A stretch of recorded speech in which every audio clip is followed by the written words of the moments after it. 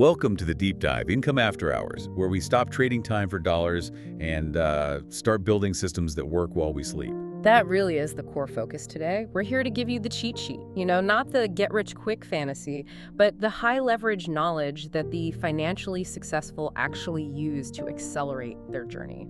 Right, and our mission today is, well, it's a deep contrast. We're unpacking two powerful and, seemingly contradictory ideas.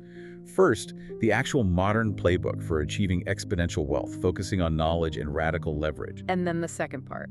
And second, we're holding that up against the complex, often unseen structural barriers that keep millions of skilled workers, people with incredible potential, stuck in place. We've synthesized a really complex stack of sources for you, spanning from, high-level wealth philosophy to the big economic inequality debates and even the behavioral psychology of risk. The goal here is to give you the full picture, the whole landscape, how wealth is built, and the systemic hurdles that define the economic game today. Okay, so where do we start? Let's unpack this blueprint, and we have to start with the foundational mindset shift. We need to define the difference between wealth, money, and status, a concept that was really popularized by the entrepreneur Naval Ravikant.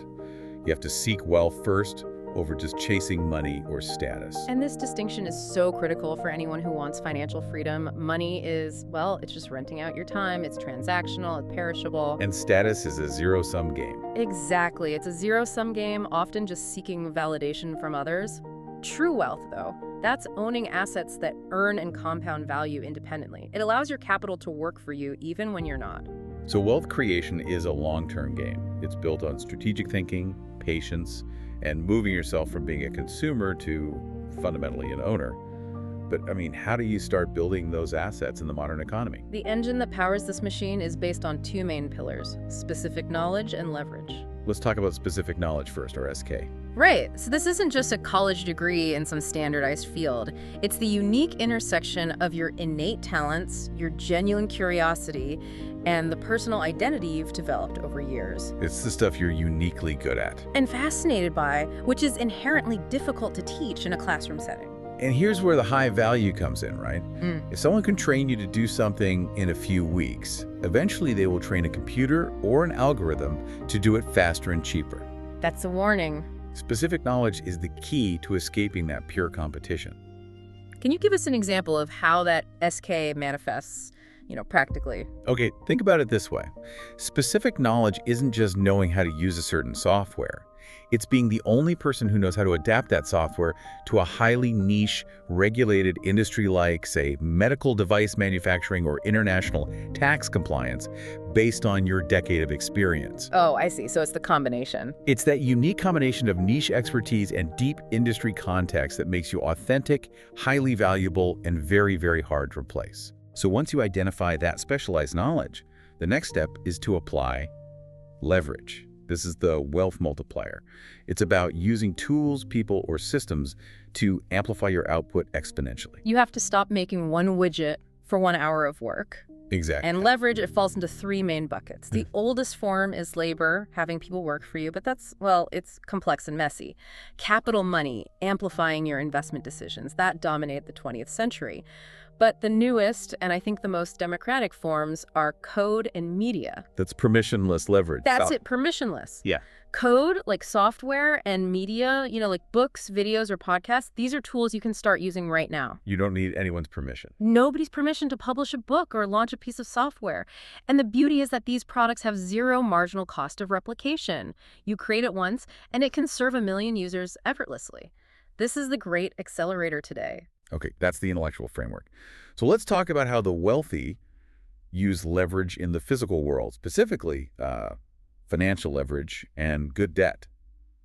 They generate massive liquidity without triggering massive tax events. That's the key. They create liquidity without selling their underlying assets. This is absolutely fundamental because loans aren't counted as income. So no immediate tax liability. Right. Let's look at real estate investors. They scale rapidly by using the equity they've built up. They use cash-out refinances to pull that equity out tax-free and immediately turn around and use it as a down payment on their next investment property. Wow. So instead of paying, say, 30% capital gains tax to get that money, You access it tax-free, you maintain your asset base, and you keep your capital working for you. That is the essence of the high net worth liquidity game. And the specific mechanism that lets them scale so fast is the DSCR loan. A debt service coverage ratio loan. Exactly. And this is just a brilliant piece of financial engineering. DSCR loans qualify the investor based on the property's cash flow, not their personal tax returns or W-2 income. As long as the monthly rent covers the debt service, the mortgage payment, the investor's qualified. So this lets investors who might have, very low personal reported income, but lots of assets, to just keep scaling without those traditional lender constraints. Wait, hold on. If the game is all about having assets that pay for themselves, how does the average person even get on the board? Doesn't that massive down payment just fundamentally prevent millions from accessing this whole forced savings mechanism? That's the tension we're talking about today. And the data shows exactly why that access is so crucial.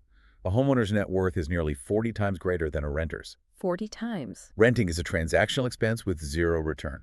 Homeownership, even with all its fluctuations, is a powerful forced savings tool.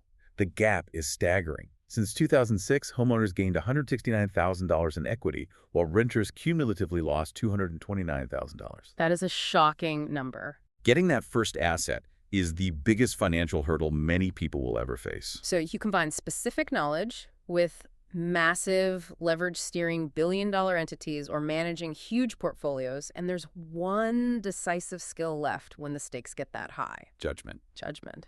It's knowing the long-term consequences of your actions, understanding those second and third order effects. In an age of infinite leverage where you can send a message to millions or deploy billions with a click, judgment is the truly scarce resource. And because leverage just amplifies everything, even a tiny edge in judgment pays exponential returns. Precisely. A 10 or 20% improvement in judgment when you're steering a ship worth billions, it compounds into enormous sustained results. This is why demonstrated judgment allows someone like Warren Buffett to attract what is, essentially infinite permission capital leverage. Okay, so that gives us the playbook for exponential growth. But we promised to look at both sides of the coin. If this blueprint, SK, leverage judgment, if it exists, why are millions of highly capable people unable to even start playing the game? And that's where we hit the structural roadblocks that just negate individual effort. Which takes us directly into a massive systemic failure right here in the U.S. The immigrant brain waste crisis. Over 2 million highly skilled immigrants in this country experience underemployment or outright unemployment. It's a tragedy for the individuals and for the economic potential of the entire nation. 2 million people whose specific knowledge is being wasted. And the data backs this up. 25% of skilled immigrants with foreign degrees experience skill underutilization compared to just 17% of U.S.-born degree holders. So what are the core barriers? What's preventing them from using that SK? It's not about capability. It's about structural friction. There are issues with legal status, obviously, but the major hurdles are, well, the incredibly complex, lengthy, and expensive process of transferring credentials. And just getting employers to recognize foreign degrees. Right. And especially occupational licensing. Give us the most striking example of that licensing friction. The foreign physician scenario is just heartbreaking. A doctor with decades of experience practicing overseas has to complete a full U.S. residency, which takes between 3 and 8 years, regardless of their proven history. 3 to 8 years. Wow. And the financial burden is enormous. Just taking the required healthcare exams can cost $500 to $1,000 per attempt. This forces talented people into underemployment because recredentialing is simply too slow and too costly to navigate. And I imagine if they have any language fiction, the situation becomes almost impossible. Absolutely. Highly skilled immigrants who report speaking English not well are 5 times more likely to end up in a low-skilled job than those who are fluent. 5 times. The sheer cognitive and financial burden means that the U.S. is actively restricting the very specific knowledge it needs to fuel innovation. So we need things like accessible, cheap training and career counseling to help turn that human capital waste into real productivity. Zooming out a bit, these specific challenges, they fall under broader categories of employment barriers. And they're often split into structural factors, which are systemic, and individual factors like health or soft skills. And it's those structural barriers that consistently show the strongest negative effect on achieving economic self-sufficiency. Things like labor market exclusion, being actively or passively shut out of certain job markets, and lack of access to affordable, childcare or human capital development. These elements just undermine the stable foundation you need for long-term wealth building, like starting a high-leverage side hustle or even just saving for a down payment. And this precarious structural environment is what fuels the rise of precarious work. We've shifted the risk from the employer onto the employee. Correct. Precarious work means uncertain, temporary jobs, lacking any real occupational identity, and, critically, it's characterized by a high dependency on money wages without crucial non-wage benefits. Like health insurance or retirement matching. Exactly. It's just very difficult to transition into that owner mindset Right. when your professional foundation feels like quicksand. Okay, so we talked about how individual careers face precarity. Let's pivot to the massive forces shaping the economy overall. There's been a fascinating, if recent, reversal in U.S. wage dynamics. For 40 years, higher wage groups saw the fastest real growth, which fueled inequality. That changed around 2019. Between 2019 and 2024, real inflation-adjusted wage growth was actually strongest at the bottom of the wage distribution. Really, at the bottom? Yeah. The 10th percentile wage grew an incredible 15.3% in that 5-year span. Yeah. This was largely driven by state minimum wage increases in 29 states and the fact that we had a very, very tight labor market coming out of the pandemic. That's great news for lower wage earners, but there's another subtle structural factor affecting wages that involves the very composition of capital being built. This is a bit of a deep cut from the research, but it's highly relevant to policy. This is a crucial finding, I think, about the long-term decline in labor's share of income. It's not just about how much capital exists, but what kind of capital. What do you mean by that? Well, think of it this way. Investment in machinery and equipment tends to substitute for labor. A new automated factory line replaces workers. So that machinery investment works against the labor force. Exactly. Conversely, investment in buildings, housing, offices, industrial spaces tends to be a complement to labor. An office building doesn't replace workers. It provides the environment needed to hire 5 new architects or 10 new tech support specialists. It supports productive work. Right. So what happened since 1980 regarding that crucial complementary capital? Rising construction costs and constrained building supply, they reduce the ratio of building capital to overall output. And this scarcity of complementary capital, the physical environment for work, it limits job creation and productive work, thereby contributing to falling wage shares. So policies that accelerate building supply aren't just housing fixes. They are, in effect, structural wage and inequality policies. And this circles us back to the biggest macro debate out there, Thomas Piketty's argument on inequality. His core thesis basically boils down to the formula RG, Where the return on capital, R, grows faster than the rate of economic growth, G. and if R is consistently greater than G, wealth inequality inevitably worsens because existing capital owners get relatively richer than those who rely on labor income. It's an endless loop. Capital begets more capital faster than the economy grows. But here's where it gets really interesting because the critics challenge whether RG is the only or even the primary driver.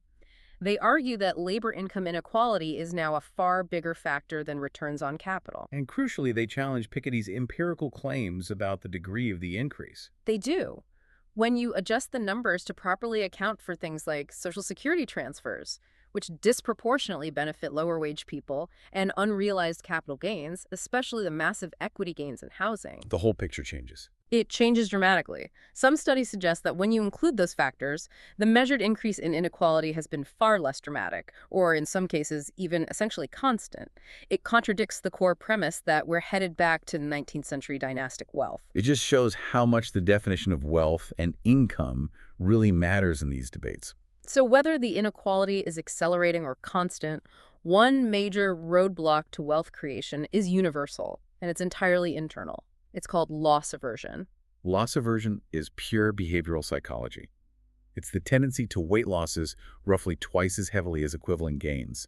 Losses just loom larger in our emotional minds. I think most investors can admit to holding that one stock for far too long just because realizing the loss felt so much worse than realizing a gain. That is the disposition effect in action selling winning assets too early while stubbornly holding on to losers.